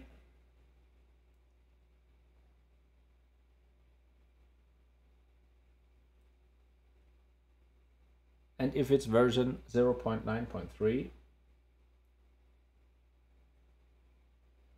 Yes, it's 0.9.3, and we have installed macOS Sonoma, which is a setup from the USB drive, and we have Macintosh HD with the Sonoma logo. And now let's see if the latest version of OpenCore can boot up my Sonoma, and then I just have to install this nightly build version onto the SSD. Okay, while this is booting, let me go through some other questions. Could I just have it install small updates like feature and security patches? Okay, that looks promising. That was the switch in the graphic card during boot. There we go. This looks like macOS Sonoma running. That is very nice. The password. So they obviously moved the password box down here. And it looks like iOS a little bit on top, like on my iPhone or on the iPad with the timing. And right now, let me move the camera a little bit up here.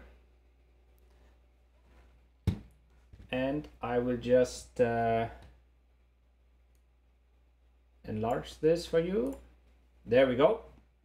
And right now it's saying, OpenCore Legacy Patcher has detected that you are booting OpenCore from a USB drive. Absolutely. Would you like to boot normally? Okay. So it just installs OpenCore 069 And now I don't choose the USB drive. I use this Kingston SSD, which is my system disk. Enter the password.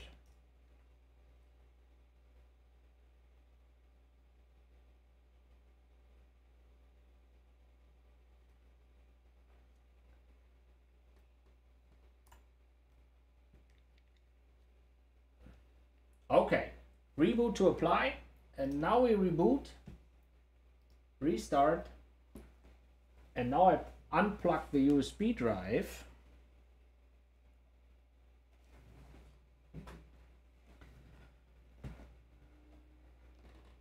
Now you can see me here in the in the screen. Right now, hopefully there says 0.9.3 in the lower right corner.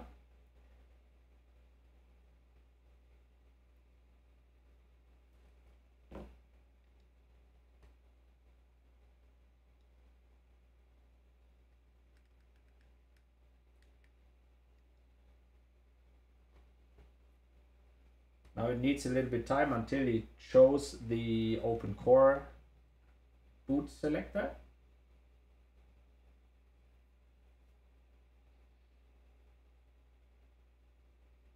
There we go, 0.9.3 Macintosh HD. And one more trick, if you just press the control button, this one changes into a circle, which is which doesn't matter when you only have one selection, but you can set it as a standard boot option. If you now press Control and then hit Enter, and then we just have it set as a standard boot option. You can do that with the Apple boot selector as well. Here is the USB drive. And that looks very promising right now. There we go. Sonoma. And right now, this should have graphic acceleration. So you can check that if you just go into the Launchpad and you see it comes on instantly. If there wouldn't be any graphic acceleration, then it would go like this in a slow motion. But this one, you see the OpenCore Legacy Patcher is also installed already. That is something that it does during setup. We can just put that on the first page here. So macOS Sonoma on a 2012 Mac Pro. I would just have to check like weather app and anything that was just not working quite well on Ventura on some models. Apple TV Plus. And also, what about Wi-Fi? You see, Wi-Fi is enabled, and it also starts finding networks. So this works as well. And then I should just try my Bluetooth keyboard and mouse, if that works with Bluetooth. But basically, that looks quite promising. Okay.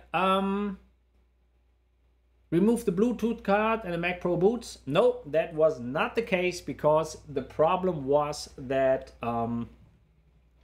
I just simply forgot, before I applied the root patch, to install the latest OpenCore 0.9.3 onto the SSD. I think one guy here wrote that in the comments, in the chat on YouTube. That was correct. I just forgot that. And then due to removing the USB drive, it just started with an old OpenCore that was still on that SSD, because I tested Ventura and version 0.9.0 could not just handle Sonoma. That was just the reason. Back to the questions here. Let me just go over here a little bit. Could I just have to install small updates like feature and security patches? Yes, you can, but you always have to download the full macOS version. And these RSRs, the rapid security responses that Apple just integrated for quick updates to fix a security hole. these are always problematic. Basically, I recommend that you just switch off the automatic updates and don't do RSRs. Okay, these rapid security responses are always problematic. Just wait until the next macOS version is released. Give me and give Mr. Macintosh and all the other guys that you may know, or Mac Rumors Forum, some time to test it. I will keep you updated. I think Mr. Macintosh as well, and maybe DOS Dude. I don't know. He's more into hardware in the latest times. I will give an update if it's safe to update, if there are any big things. For instance, macOS 13.3 was quite a game breaker. Okay, a lot of machines ended up in a boot loop installing macOS 13.3, and the developers of the OpenCore Legacy Patcher really had to come up with a fix, but that took like 2 weeks. So be careful if your machine is up and running. Never change your running system. Those new updates, they fix some security things, but they don't bring new features or really needed things. So just go easy on the updates, okay? Another one, I tried to install Ventura on MacPro 4.1/5.1 with stock graphics, then put in my RX 580 booted recovery. 0.6.7. Okay, so as I maybe already said, that might not be a problem of the OpenCore Legacy Patcher, but that might be a problem of your root patch. I explained that like an hour ago. If you install with stock graphics, non-metal 5700 whatever graphics card, and apply the root patch, then the root patch and the graphic drivers patch is tailored for that graphics card. If you now swap the card and try to boot, it tries to load graphic drivers for a card that is not installed anymore. So you have to revert the root patch before changing hardware. Beta version, you install macOS with the old hardware, just keep it without hardware acceleration, and then swap the card and then install the root patch, so you have the correct graphic drivers installed from the very beginning. Okay, next question. Did you get your 2013 Mac Pro upgraded to Ventura? Not yet, but that will be the next thing I'm gonna do. I just switched the monitor here to the trash can and try to install Sonoma Beta there as well, and then test both of them. So I think you might have an idea what my next video will be about macOS Sonoma Beta on the Mac Pros, and I also will do it on the MacBook Pro 2012 and the MacBook Air 2013. So we have like a bunch of Sonoma devices, and I can just run a benchmark maybe, or like different apps. I know that the MacBook Air has on Ventura has some problems with the weather app, with the radar that always crashes, and with Apple TV Plus there were some crashes on the trash can. And with Ventura, when you go into the system overview, let me just check it here. When you open up the activity monitor and you go to the CPU and you open up the window for CPU history. Let me check where it is. It's on the other screen. When you open up the CPU history screen,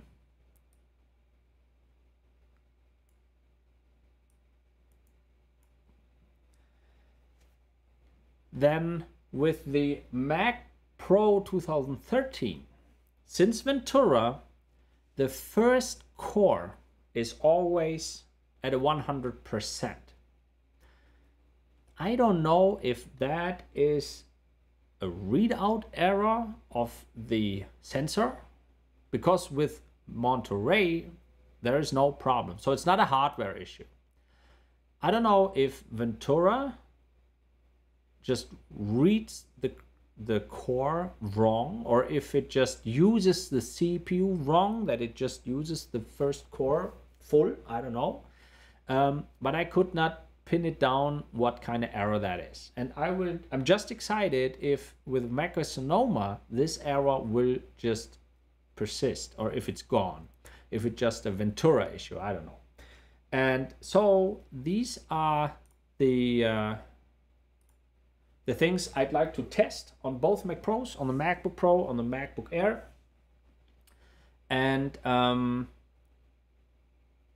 that is, I think, the content of my next video for all of you. How is it possible to install Sonoma? How is it running? And maybe it just has less problems than Ventura. Okay, you can add -v to your config plist and see what's showing you. Verbose mode, absolutely, I could answer that. Or you just press Command V and then hit enter in the OpenCore Legacy Patcher. Then it also switches to verbose mode and you see what's the problem. Again, I just give you the hint for my video.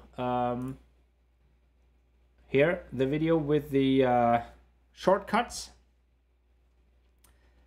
There is also described how you can get into the verbose mode, into the single user or safe mode, and so on if you have boot problems. But maybe it's just a stupid error like I did to forget to install the latest OpenCore before installing root patch and then reboot, and it works. Great. The last question, would I need to reinstall macOS? I will disable auto updates to stop RSRs. Maybe it installs, maybe you are lucky. The last 2 RSRs were quite problematic. So I just warn you, don't do it. Disable automatic updates, and if the next bigger version change of macOS comes online, just give me and all the other developers some time to test it if it works. At least I can test it on 2 Mac Pros and 2 MacBooks. And these are quite old, so on the edge 2012 and 13, both of them. As I said, I don't recommend Ventura or Sonoma on anything older than 2012. Another question, you cannot go back, okay? If you have installed Ventura, you cannot downgrade to Monterey. You just have to wipe everything and then install maybe Monterey from scratch. You cannot downgrade. So either you use a different SSD in some old MacBooks or in the iMacs or whatever, you can change it if you want to take it apart all the time, and then you can switch SSDs. In a Mac Pro, it's quite easy. Or it's just for playing around, or just stick to it and wait a little bit until it's quite safe to update. Okay, the first guys, they have to leave. Absolutely, it's getting quite late in Europe. Would I need to use OpenCore to install updates? Actually, whenever an update is released, check out OpenCore Legacy Patcher if you have the latest version. If yes, and like on my channel, I say it's safe to do the update, then you can do that. Always use the latest OpenCore version before you do an update. So update this first and then do the updates. The 2010 and 2012 Classic Mac Pro is the next question. Yes, it is, more or less. Okay, from 2008 to 2012, the case is more or less the same. And they had the Mac Pro 3.1, 4.1, 5.1 that had different kind of CPUs. For instance, the Mac Pro 4.1, if you want to update the CPUs, you have to delete them. You have to get the heat spreader off, because Apple with the 4.1 Mac Pro, they used CPUs without a heat spreader. If you keep the heat spreader on the CPU and just install the heatsink, that might bring too much pressure on the CPU plate. So with the Mac Pro 5.1, but you can just firmware flash a Mac Pro 4.1 to the 5.1, and then it behaves like a 5.1. That is no problem at all, and it basically looks the same. My Mac Pro 5.1, you can just put in regular CPUs. You don't have to delete them. And so yeah, 4.1 and 5.1 is very similar. You just have to be careful with exchanging the CPUs. I'm not in the EU anymore. I'm from Germany. I was in Germany with this channel, but now I moved to the US. To answer that question, I'm sitting here in Phoenix, Arizona, near Phoenix, Arizona. Right now here it's 2 o'clock in the afternoon, and today it's quite not that hot. The last 6 weeks we had like 45 degrees every day and no rain at all. So, but yeah, I'm right now in Phoenix, near Phoenix, Arizona. So it's here 2 o'clock in the afternoon right now. Okay, I think, let me just check here the chat in the YouTube. Recommend Ventura. I had this already. Yeah. Well done. Lara is joining. Okay. On a Mac Pro 3.1. Yes. As we there was a question about Mac Pro 3.1. Let me just close the activity monitor here. If we go to the support page for Sonoma, you see that the Mac Pro and the Xserve, which is the server version of that Mac Pro, it's just a different case, starts with 2008 Mac Pro 3.1. So Mac Pro 3.1 should be the earliest Mac Pro where you should be able to install Sonoma on with the nightly build. Okay. So classic Mac Pro starts from 1.1 obviously, but 1.1 and 2.1 are quite different. These don't work. At least if you have a metal capable graphics card. All right, MacBook Pro from 10 and 11, and the Catalina patcher doesn't install on them. Okay, so basically check on DOS Dude's page with the downloads. We've been to that. DOS Dude web server. If we go to my software, and he's asking for the Catalina patcher. Current version info, okay, important info. Let me check system compatibility. This one, you have to check for your MacBook Pro from 2010 and 11, if that is one of these versions. If you want to know how to see that, if it's a Mac Pro 3.1, a MacBook Pro 4.1, just go to Every Mac. That is a very nice page, Every Mac. And then here they have all hardware info about Mac models. And you can just go to maybe MacBook Pro here, and then you have all MacBook Pros here, from which year and so on. You can just scroll through that, and if you say, okay, I have a 2010 MacBook Pro 17-inch, you click here, and then you see how it's called. Let me just enlarge it a little bit that you can see that. Here on the top it says Apple MacBook Pro identifier mid 2010 17-inch MacBook Pro 6.1, for instance. And then you can just find your model if, like, those guys are talking about MacBook Pro 4.1, 5, 6, 7, and so on. Okay. Okay, Denmark, okay, still late afternoon in the Caribbean. So I have one question for Moreau 2301. Is it Caribbean or is it Caribbean? There's always a question, how do you pronounce it? I think it's called Pirates in the Caribbean or of the Caribbean. But the question is it Caribbean or Caribbean? I don't know. I had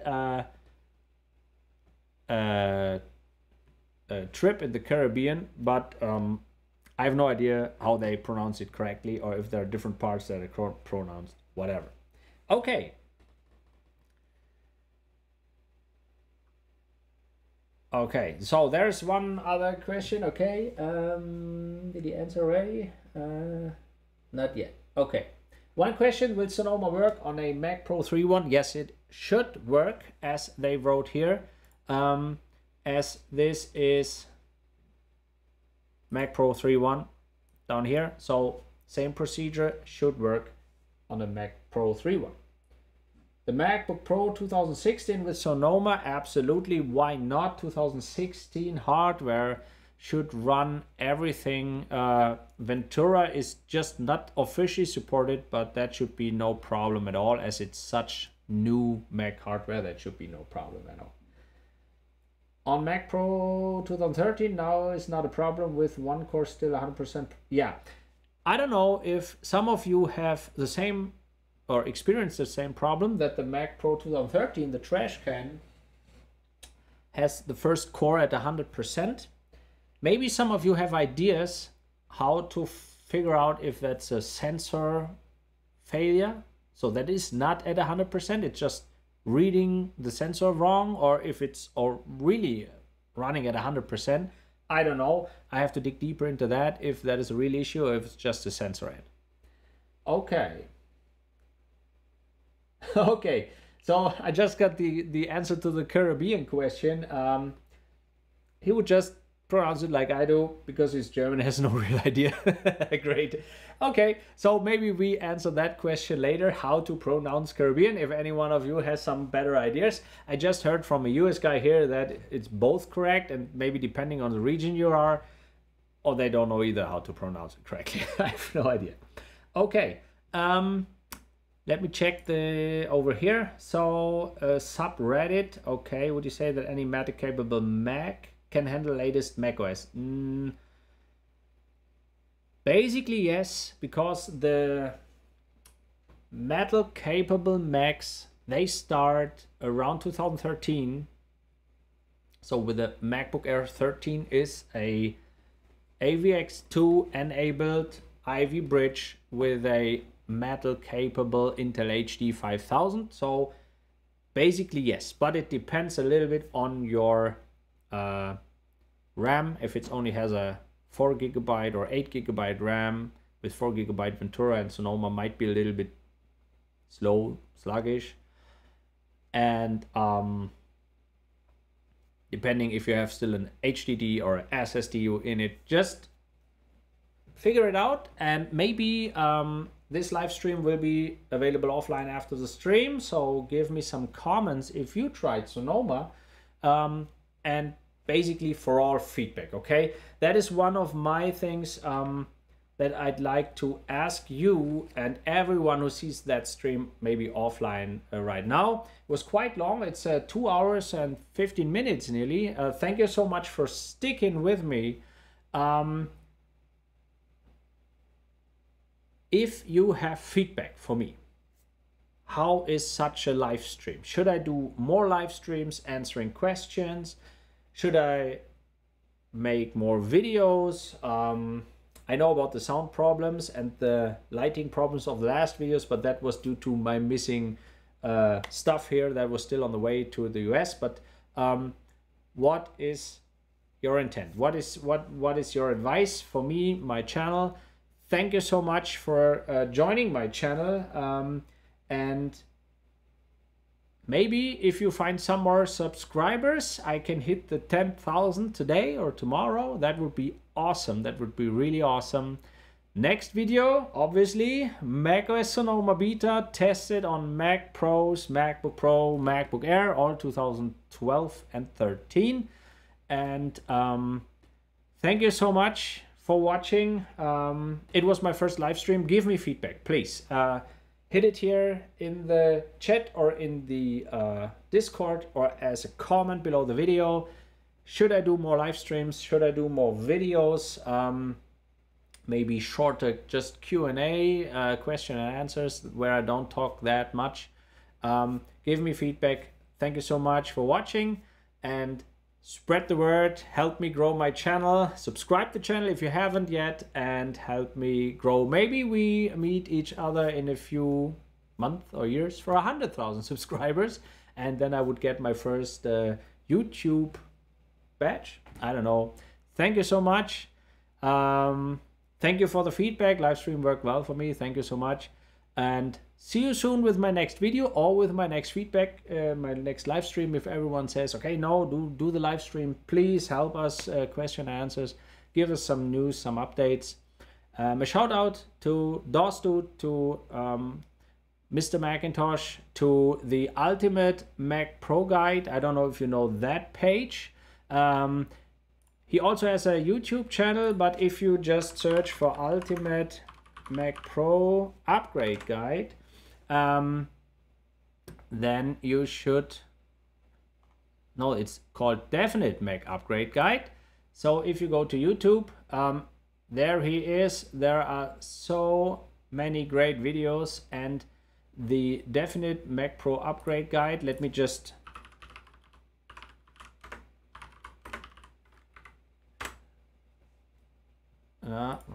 come on.